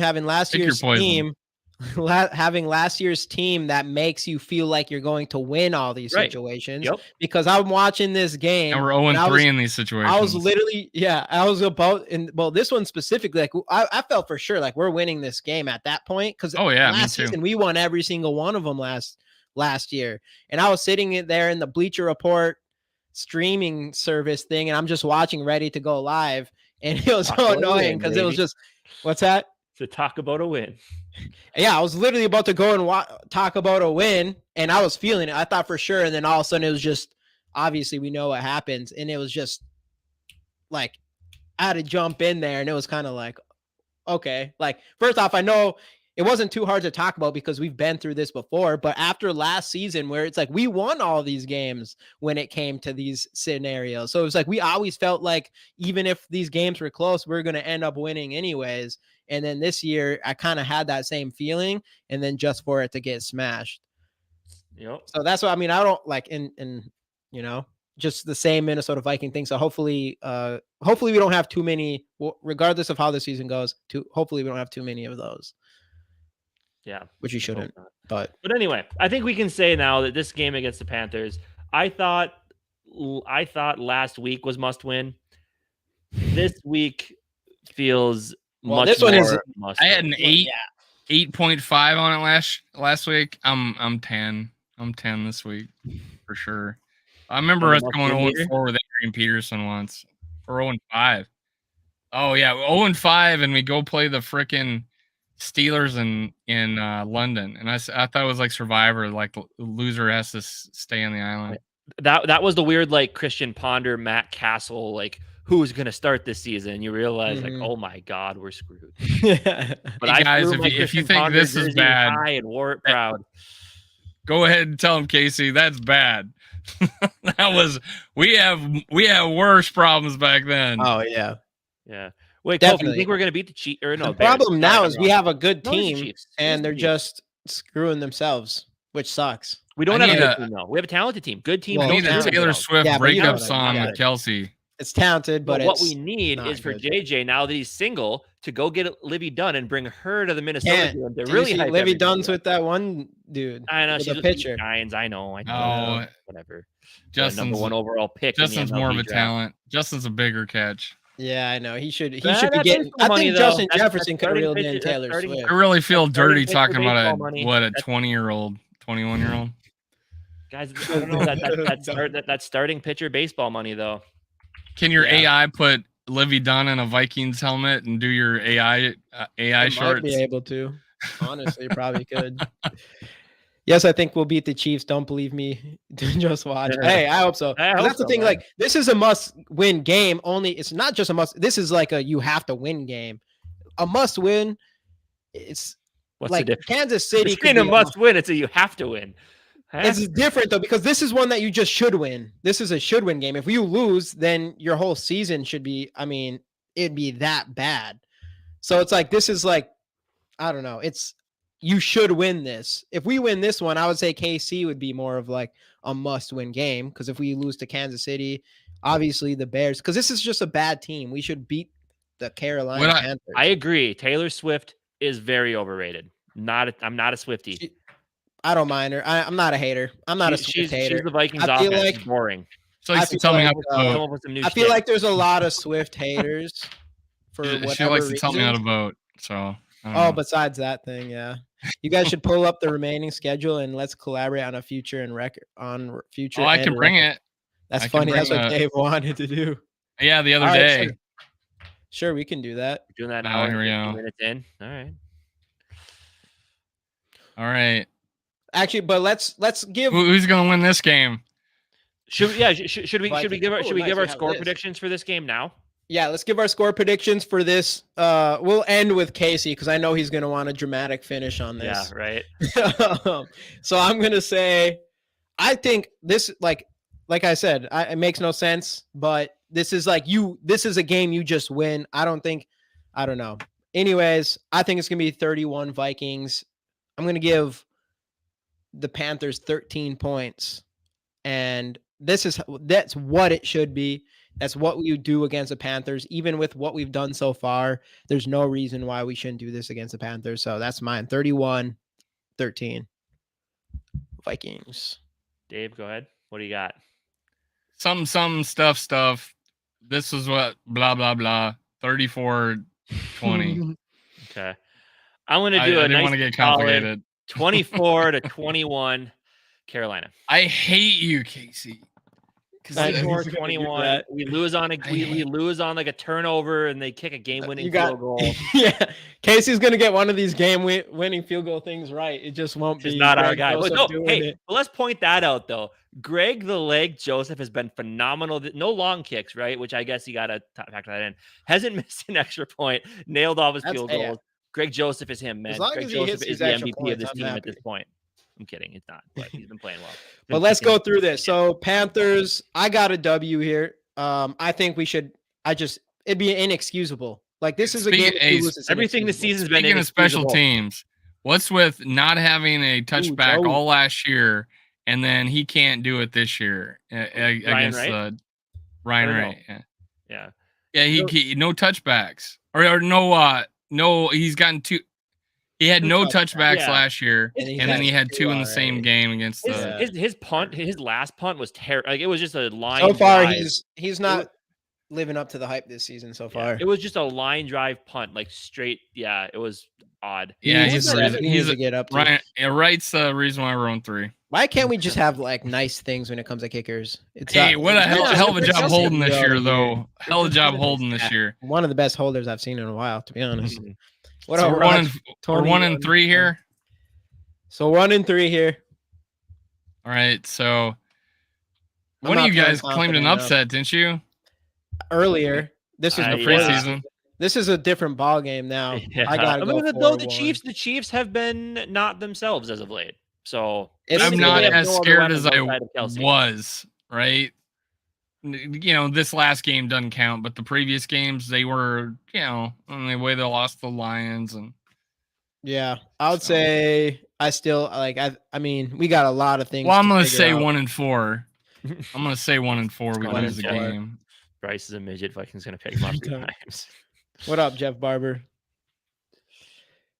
Win. Wait. Did we all give our thoughts on the Chiefs game? What? Are we gonna go long form on that? All right. No. I mean, did you guys? I don't think I ever said if they're going to win or lose. Oh okay. No! All right, yeah, Well, of course. We are. Yeah, you made us go back so you could give us. Okay. What up, Dan? So 2-4 here, right? 2-4. Wait, you guys had them beating the Chiefs? No, we took. No, I'm talking with the Bears. Oh, 1-4. Now we're 2-4. We're 1-4 because we beat Carolina. Going into this game, we're 1-4. We had them beat. Okay. Casey has them 0-5. We have them 1-4. That's the confusion here, Casey. Greg Joseph leading the league in field goal kicking, and we're 0-5. All right. So yeah, we're saying 2-4 here, right? I am. I think the Chicago are in a way worse spot than us. They have to. Ooh, right. 2-6. Yeah, that's tough. I think San Francisco. We're gonna lose twice in this game. This is 2-5. 2-5. I We're think it could be that. 4 going in this. San Francisco, I think, is the worst team in the entire NFL for us. I think they're the most difficult matchup for us. The only thing we got going on, it would be crazy because we're 0-4 at home. Yeah, that'd be unfortunate. So we're 2-6. We're 2-5 or 2-6. Do we say 2-5 going into this Green Bay game? 2-5. 2-5. I have a feeling there's going to be some antics We're here. beating the I think we're Packers. going to drop it. I think we're going to lose this one. I think we win this one. I have no faith. I'm taking it. So we don't listen to Casey and we go 3-5. Now we're back in it, boys. We're 3-5. I'm taking. Ooh, this is. It depends. If we destroy Carolina, I think we beat the shit out of the Falcons. Wait, so you would say that we don't lose in Lambeau, but yet you're worried about a game in Atlanta? Run game. Atlanta beat the Packers. Yeah, okay, but still. I don't think the Falcons are that good, but if we lose to Carolina, for me, it's about how we get to a decent. It just means we play down to our competition. I think this is an absolute game the Vikings should win from a talent standpoint. I'm shocked that this show's ending up with Jamie being the positive dude and Casey. Well, like I said in the beginning, I don't think we have enough talent to go far or enough. I don't think we're good enough to go far in the playoffs, but I don't think we're bad enough to be a bottom of the. I think we're in a weird spot where we're just going to end up. Yeah, we don't. Honestly, I don't know what we have right now. So I know we turn the ball over a lot, and if we could fix that, we could be really good. We have talent. We have Justin Jefferson. For God's sakes, we got 450 yards. Thing, so we got to get him the football. What we got here then? We got. I'm going to take the W here. 4-5. 4-5. 5-5. Fuck the Saints. Back in it, boys. 5-5 going into Denver. Ooh, Denver's a hot mess. I know, but we own Sean Payton ever since. Yeah, the 6-5. 6-5, dude. Yeah. We're over 500. Yeah, I know, but I'm not getting too excited yet because we're gonna end up being 9-8. And oh my God, we're playing the Bears. Yeah, we're beating them. So what is that? 7-5. That's what I'm talking about. You get to 2-5, our schedule looks so much better. I know, but the problem is it doesn't really mean we're not going to be in a good spot for a draft pick, and we still aren't going to be good enough to go and have a real chance at a Super Bowl. There have been teams that. Think about it. The Lions were 1-7 last year, and they went 9-8. Yep. It's possible. Exactly. And they beat us handily. I know. They screwed up a bit. But they were 9-8. They're the Lions last year is the exact thing I'm talking about. That is what I think is going to happen, and it's going to make us miss the playoffs. Jamie, we're 6-4 here. We're 6-4 now. Ooh. Oh, this one's a tough one. Who's going to give up we all know we beat ourselves. We've been beating ourselves all season. I mean, Casey, you're coming in with the same joke. Shut up. Oh, man. I don't know. Right. Vikings will be this is bad, too. Yeah, wait, are we 7-5? What are we? We're 7-4. You're probably going to get more Vikings fans than Raiders fans at this game. Who did we have? We lost to the... We've lost one game. We beat Carolina. This is what happened. We just ran off. Well, actually, we lost to San Jamie just ran off 5. So 5. So we just went 3-5, 4-5, 5-5, 6-5, 7-5, 8-5. Yeah, I can't. The Raiders is an 8-5. It'll be a home game for us. Honestly, Devontae Adams will not be on the Raiders at this time. He's actually seems pretty frustrated, and I don't blame him at all. He seems checked out, yet he still puts up 179. Well, you went there because of Derek Carr, and he's not even there anymore. Yeah, exactly. Well, it seemed like you didn't want Derek Carr anymore. But we're going in 8-5 into the Bengals. 8-6. Yeah, the Bengals will be the Bengals by this time. 8-7. All right, you have us losing at home again. So how? Actually, I'll pick. I'm gonna say. I'm gonna go with the win this one. Lose yeah, there. same here. So 9-6. 9-6. Yep. At home, we already beat them once. I can't give us. All right, I'm gonna go back to the Packers game and say we lost and we win this one. He's doing the math, so we get 9-8. I can just. But then I can feel it. What are we? What are we right now? 9 and 6. 9 and 6, and I'm gonna go 9. I'm 9 and 7 now. 9 and 8. 9 and 8. Yep. And we're 9 and 8. Oh God. So 9 and 8. That's what it's gonna be, and we either sneak in the playoffs. I have us winning this one, and we're 10 and 7. Woo. 10 and 7, at least I can live with. Double-digit wins. Let's go. 9 and 8. Yeah, I'm gonna be like, fuck. That's what I feel. I mean, starting 0 and 3, a lot of people be like, it'd be good to be 9 and 7, but for us, that's not because the Lions. See, the difference between us and the Lions. The Lions needed that finish to the year last season. The Lions needed to end on a high note so they could go into the future with hopes and expectations. Right? With Lions, they're too used to taking it, like sucking at the end of the year and trying to draft high. They're like, we have a talented core here. I don't want 9 and 8. It's just what's going to happen.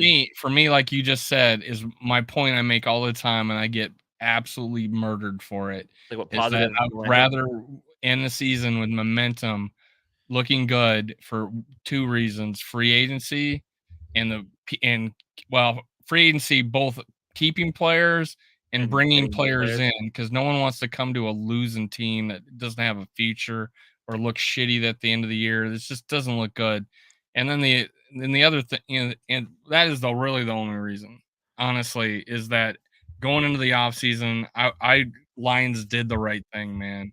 Going full bore, beating the Packers, getting 9 and 8. But to play devil's avocado, as they say, but that's like we've done that before. We've had like, we play the Bears. We play the Bears last week of the season. We pound on them. It's like, hey, we're 9 and 8 this year, but we're gonna be good next year. And then it's You're talking about the two times you're talking about. The last 2 times you're talking about was the Bears at the end of the season, and we beat them, and we're in the playoffs, and then the Bears last year.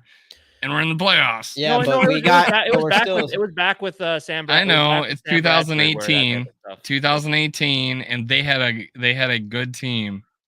They had a good team. We were at home. Someone told me that we played their B team on my show. My co-host says we played their B team. They only sat one player for injury. Their running back was in there for 20 carries. Had one of the best games of the season. They were trying to win that game. Mm-hmm. But we look like ass. We couldn't do anything that game. Mm-hmm, mm-hmm. One of the games that Kirk Cousins didn't do crap that game. Back when I was a detractor. Yeah, I don't know. Overall, though, that's what sucks about this 0-3 start is it just does feel like we're going to head to that 9-8. Continued mediocrity. And that's the thing is like I personally want a quarterback in this draft so bad that it was. I mean, you can probably get a solid one in the middle of the. Yeah. You could probably get a solid Cardinals went to the Super Bowl 8-8. But you don't want to. But the thing with the quarterback, Packers went 9 and 7 when they last won theirs. It's possible, but I'm not. I like the odds of the teams that have over like 10 or 11 wins of. When of they course, get Super Bowl wins. Of course. It's just I'm pretty sure a chance ain't enough for me. I want a good. I want to build a team that. The Packers and the Giants are the only two like final like lowest seeds in the playoffs to ever win the Super Bowl. Right? Am I wrong? Maybe that's just my lifetime. At least in our lifetime, for sure. I don't really before our lifetime. It's not a great chance, but it is a chance. It's a very chip in a chair. If we went to the, but that's not good enough for me anymore. I don't want just a little chance. I want to build a team that you feel, hey, we're the best team in the league this year. Like should be the favorite to win a Super Bowl. But I think they are definitely building to have a team that if they do decide to go the rookie route, they're building, as long as they keep JJ, building to have a team surrounding him that's like, you're going to come into this place and you're going to be ready to hit the ground running. And you have to select the right quarterback. That's going to be everything. Right. It's a gamble. It's the gamble ball. And I love the thought process people have. Like, our answers will be solid because Kwesi's great at drafting and he's going to pick that right guy. He's not picking the number 1 overall guy. We know that. He's not picking the number 2 overall guy, probably. No. But so he's got to figure out who that third. He passed on DTR. My 4th guy, I think. My 4th rated quarterback. Absolutely, Steven. We appreciate you, bro. And if it's Steppen, we apologize. Yeah. Sorry, it's spelled the same way. It's spelled the same way. It is. So you let us know. You let us know what you're at there.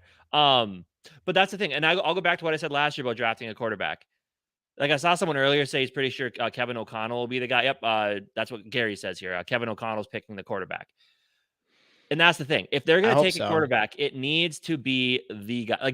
Like, honestly, Jamie, I know it's you say a collaboration, Gary. I know you say that you want a first round quarterback, right? But if it gets to if we're in the middle of the first round and there's not a guy that they love, don't take him just to take a quarterback. That's how you end up with Christian Ponder.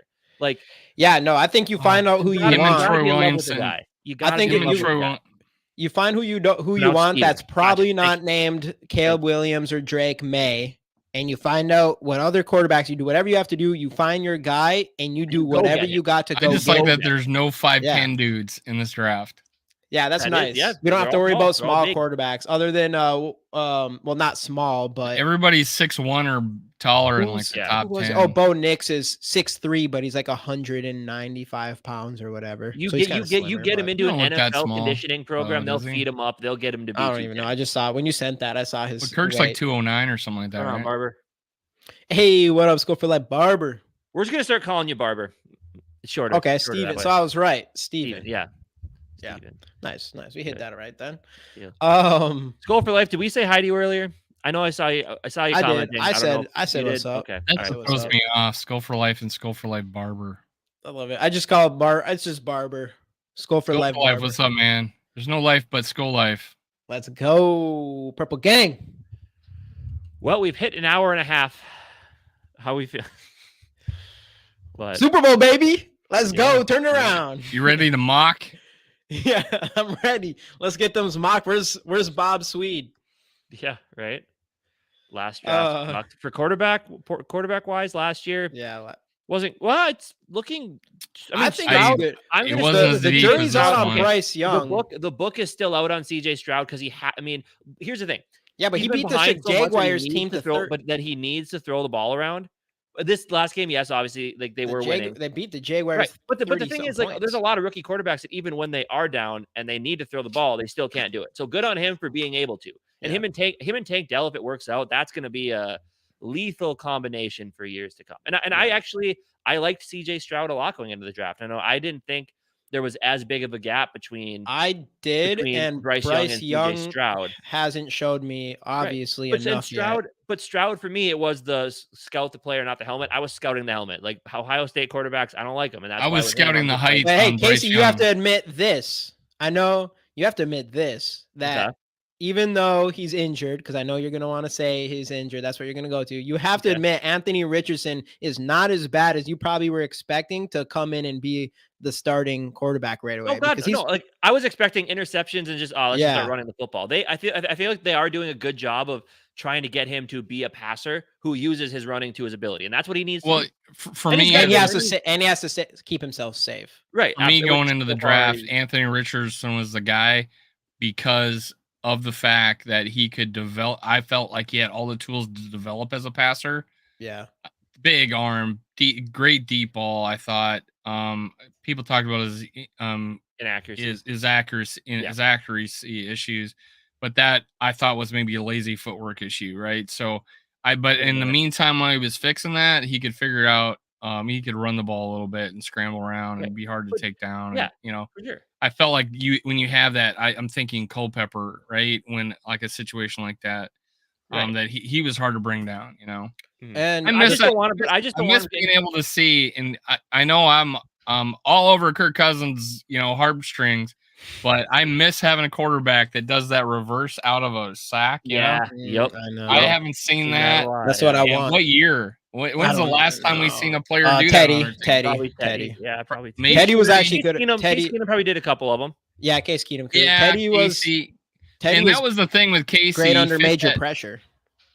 Casey fit that offense because they had to scramble, and he could do it. He could stretch it. He could stretch out a play, but that's what. And a lot of these quarterbacks are going to have that ability in this first round. But see, but my thing with Anthony Richardson is I just don't want him. That's the thing. I just didn't want him to get into a scenario where the team gets kind of lazy. It's like, oh, the passing development isn't working. We need to win now, so we got to start letting him do what he does and run the ball. Like I just didn't want that. Yeah. I don't want you to have a guy who you want to develop into a passer and you just let him be a runner and he never develops the passing skill. So if you get him in a coaching scenario where they're going to let him develop into that, then I'm fine with it. Like, and I think they did a good job picking, because did they get the Colts got the offensive coordinator from the Eagles, right? Honestly, they get the defensive coordinator. I don't remember. One sec. The defensive coordinator. They got the offensive coordinator from the Eagles. That's the thing with Richardson, though, too, is I just note from watching him prior to the draft was, even though he has all the ability to run, there was a lot of times where he could have and he decided to pass. Well, so he one just of the seemed things like his highlight reel his highlight reel was him wide ass, nobody around him, huge pocket. But that's why I didn't like, and he's only played 14 games at that time, and I'm like, but hey, I would just have been excited as I was when I was waiting for Culpepper to start. But Steichen, yes, he was the offensive coordinator, and they took the offensive coordinator for a team that took a guy like Jalen Hurts who can run and taught him how to throw.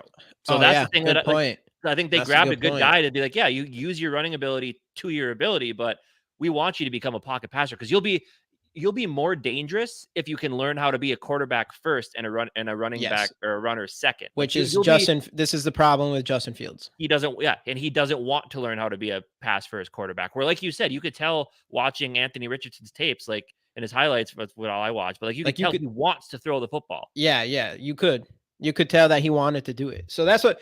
So I mean, obviously. So I mean, I think so far.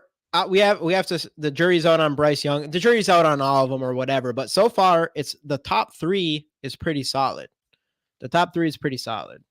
But this year, like Dave said earlier, Bryce this Young one's still, I mean, we're still a little bit worried about him, right? I mean, you're kind of worried about him.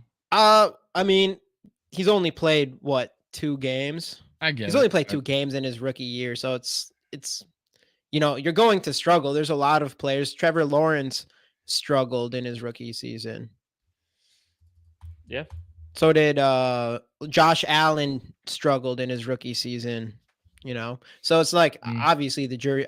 There's a lot to. That's all true. Bryce Young still, but it's all true. But they were 6'4". Still, we'll see. We'll see. It'll be good. They can see over the. That's why I kind of want Bryce Young to play this weekend. It'll be just interesting to see what we actually see in a game that we are paying such close attention to. So for sure. I think we'll have a good idea of how we feel of him. What's the injury report on him? He practiced today. He practiced today. Yeah. All right. I want to see him. I do not. Dalton. He always plays so damn good against us. Yeah, that is true. Unfortunately. But yeah, it'll be interesting. I'm excited to see. Well, and you look at Thielen, he had 12 yards, 65 yards, then 150 with Dalton. I know Thielen's gonna come in here hungry, but still, they're a bad team. They're a legit bad team. They're they're 0-3, obviously. Which honestly, the Bears and Broncos play each other as well. So the last. And that's is that the Toy Story game too? I don't know. What's that mean? I didn't hear about that. You didn't hear about that? The Toy Story game? They're doing a live Toy Story thing with the players. They're turning them into Toy Story characters, and it's going to be going on as the game's going on. They're going to have a little field and stuff like that. Like a AI or an overlay thing? Their position on the field will be replaced with toys and then animated. Is that really that's interesting. No, that's gonna be Falcons and Jaguars. The puppy? Is that like the Puppy Bowl? Similar, yeah. Are you guys old enough? Are you guys old enough to remember the Bud Light Bowl? No. Where they had the Bud Light bottles, and they were playing football, and they all had different personalities. Like one was the fridge, because it was 85 and shit. Oh yeah, that's definitely then. Well, it went on for about 10 years. It was the Bud Light Bowl. It was the halftime show, and then it became the puppy thing. And then now it's Toy Story. Planet. Now apparently it's AI Toy Story. AI Toy Story. But no. Anyways. Bud Bowl 11, he says. Vikings trade up, go grab Caleb Williams. Enough said.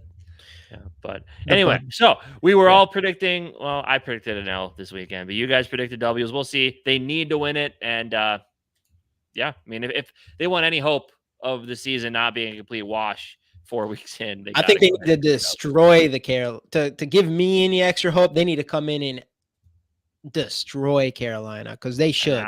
They should. It's not a close game. If this is even one score, if we even have to play from behind once in this game, unless it's the first drive or something like that, I'm going to be disappointed big time. So yeah, we'll see. This is a game we should just automatic W. Everybody, there's not probably a single person who didn't have this as a W. Even I bet you it's Too Evil. He had 2 and 15. I bet you one of those wins was against Carolina. The only person that we know that has them losing is Casey. Yeah, so anyways, right, everybody in here, we're going to give away this Justin Jefferson rookie card. Put the hashtag Skols in the comments, like the video if you haven't already, and subscribe to both our channels, GG Sports Podcast and Minnesota Sports Podcast. If you haven't already, get those hashtag Skols. We're going to run this pretty quick here. Have to be here to win. Yeah. It'll be an interesting game, that's for sure. I do want to watch Bryce Young play.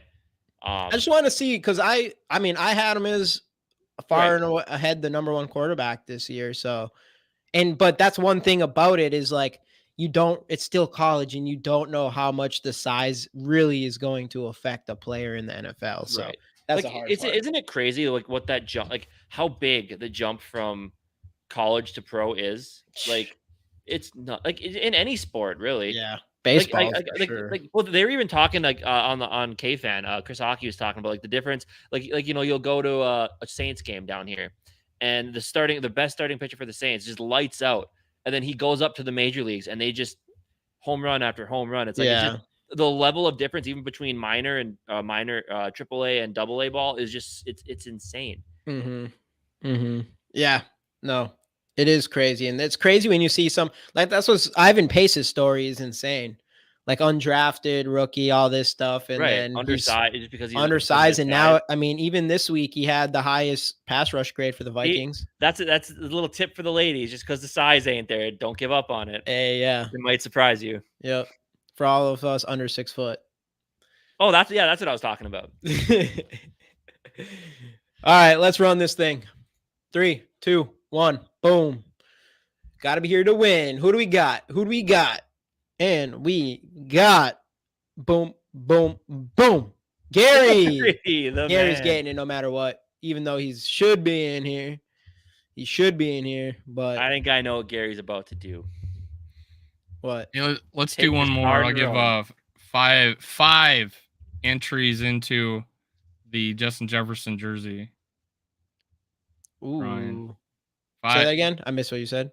5 entries into the Justin Jefferson autograph jersey, our contest, Robin. Yes. I'm still doing it. I mean, I'm not gonna not give out a jersey. So I know, but what did you say about it? Five entries into it. Right now? Yeah. So you want me to run this giveaway? Yeah. Okay. That's what I didn't hear exactly what you're saying with that. I said do it again. Gary, let's go. Okay, one more time. Five entries. If you haven't done hashtag Skol yet, do it. Yeah, get the hashtag Skol. You'll get 5 entries into a Justin Jefferson auto jersey. This is one that you have to be subscribed to our channel, GG Sports, obviously Minnesota Sports Talk, and Purple and Gold for Days. Hashtag Skols, 5 entries. Let's go. JJ Vikings gonna win it. JJ getting that JJ jersey. Yep, Justin Jefferson autograph jersey. All of this is for him to request a purple puck. It's what did I say? Purple and Gold for Days, GG Sports, and Minnesota Sports Talk. You need to be subscribed to all 3. That's gonna be sweet. And while you're at it, ring the bell. Yeah, ring the bell. That's one thing I always forget to say to people is ring the bell. I totally forget about that one. If you're on your phone, hit subscribe, and it should be an option to turn on notifications. You don't miss any of the great daily Vikings content across all channels right here on YouTube. JJ, totally not rigged. Oh, I thought I said triggered. Totally not rigged. I thought it said that first too. Trigged. If I get picked again, it's actually rigged. JJ's just got to smash those hashtag Skols. See, whoever smashes a hashtag Skol the most has the best chance to win. We got David's in here. So, and it's when you get to 3,000 So when I followers? get to 3,000, but I'm going to do a drawing at 2,250 for something smaller. Okay. Vikings related. And when I get closer, I'll pick out what it is, but 2,500 and 2,750. And then at 3,000, I'll give what just happened? What? I moved it to the. Yeah, but you didn't do it again. That's what you didn't do. Okay, I got it. So Gary won and the first one, and then. Oh yeah. Absolutely. Yep, Gary's the first one. Absolutely, Skol TYA. Absolutely. Hell yeah, dude. Hell yeah. One that you're a part of, which is so. What would you? Fucking awesome. Now that you're like, can we call you by your real name, or would you I'm rather have us still call you by your username? I don't even know. I used to call you Skol TY, and then your name is Catch84 in the chat, but I feel like I'm just gonna start calling you Curtis here. Why'd you? I guess he streams. They know. It's like, why would you say that? What if he doesn't want people to know his name? But he puts. I don't know. Okay. You got yeah. There goes JJ rolling the skulls again. Yep, get those hashtag skulls. Light this baby up. Helps the light this baby up. There it is. He's got that copy and paste going right now. Boom. Either that or you're a really fast typer. No, it's control V enter. Control V enter. Does it matter how many times you put it in? You're just once, right?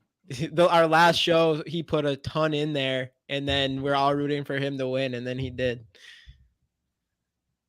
You can do more than one? I didn't know. I don't know. It doesn't. No, it doesn't count. It's still one, but at least we don't think it matters, but maybe it does. Look at this thing's just on fire now. Come on, YouTube algorithm. What do we got to do? That chat rate is way up there. I love to see it.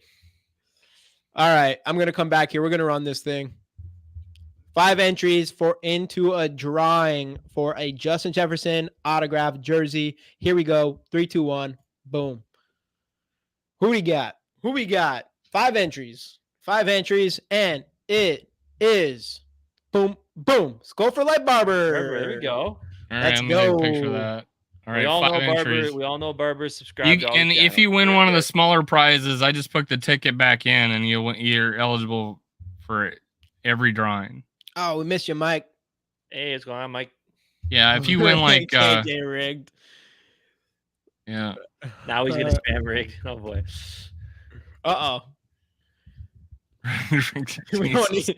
Hopefully no one new comes. Okay, so on the YouTube, like in the live studio, our chat rate jumped from 18 to 75. All thanks to JJ. Let's go. That chat is on fire tonight. Oh my god. 75 comments in the last however long it's given us on that. That's what we like. That's what we like. Love to see it. Well, anything else, fellas? I think we kind of covered a lot of bases tonight. We covered a lot of different things. We're in a weird spot. I knew our fan base would be pretty divided if we lost that Chargers game, and it's looking to be that way. It'll be interesting if we lose to the Panthers. I don't think it's going to be much divided anymore. That's why I like GGs. That's what I should start doing. Hashtag GGs. Yeah, there you go. But all right, that'll do it for us tonight. Thanks everybody for hopping in. Long one, hour 47 minutes. That's a long stream. Obviously you've got more content throughout the week. You know where to find it, and we'll see what happens on Sunday. I know Jamie and I will be on Bleacher Report after the game. Dave, are you? Oh yeah. So guys, make sure you guys download Pro Sports Fans PSF. I think if it doesn't pop up PSF, type in Pro Sports Fans, download the app. I'm going to be going live. Actually, thinking about Skol for Life Barber. So your win was for 5 entries into the jersey. Yeah, I'll take care of you. What? Yeah, I'll take care of you, man. If you want, email me at mnsportspodcast and say jersey. And then that way, when you do win, I have your email already. But at worst case, if Jamie has it, I'll have it. But I took a picture of your name. You'll have 5 entries. I'll write out 5 tickets and put it in the bucket. And yeah, you're good for me. But what was I saying? Oh, PSF. Download the app. Be a part of the chat. It's 24/7. It's growing. I just had a meeting yesterday with Sean Salisbury, former Viking quarterback. He's freaking excited about it. It's a growing app. They're struggling a little bit trying to get Android working perfectly, but if you have an iPhone, it's working awesome.